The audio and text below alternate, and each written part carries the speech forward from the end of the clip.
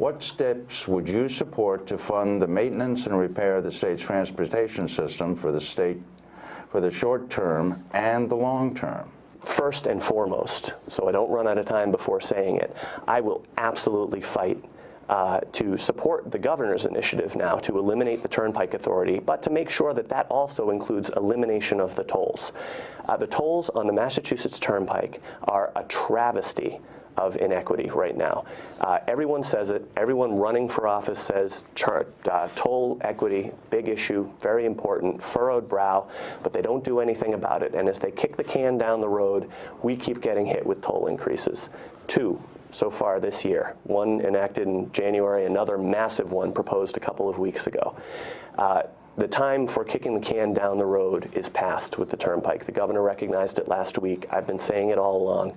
I fought with Governor Romney to try and roll the Massachusetts Turnpike Authority into Mass Highway, and we were rebuffed by the legislature, which very jealously guards its patronage haven, which is the Massachusetts Turnpike.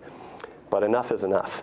As to the gas tax question, Jim, I've talked about this with quite a few people, and what I would say is the governor has proposed several major reforms just this week.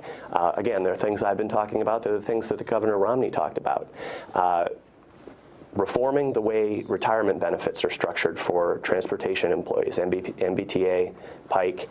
Right now, the retirement benefits that are paid out to those agencies are exorbitant beyond anything anyone gets in the private sector, and they're extraordinarily costly.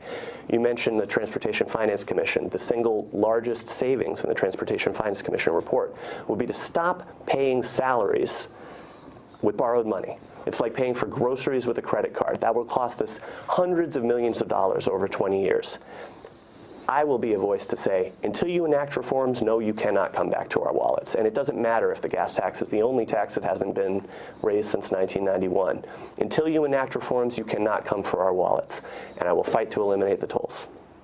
We need to say that it was wrong when the legislature made the decision to saddle east-west drivers with the debt load for the Big Dig, which is the north-south artery. We need to say it was wrong when it was done. It needs to be undone. We need to say that unequivocally and forcefully. And quite frankly, some of my opponent's statements in this room in the past, she was asked this question by you, Jim, and she said tolls are a good thing for a number of reasons. One, environmentally. She said taking down the tolls would encourage more people to drive, which is not in our long-term interests.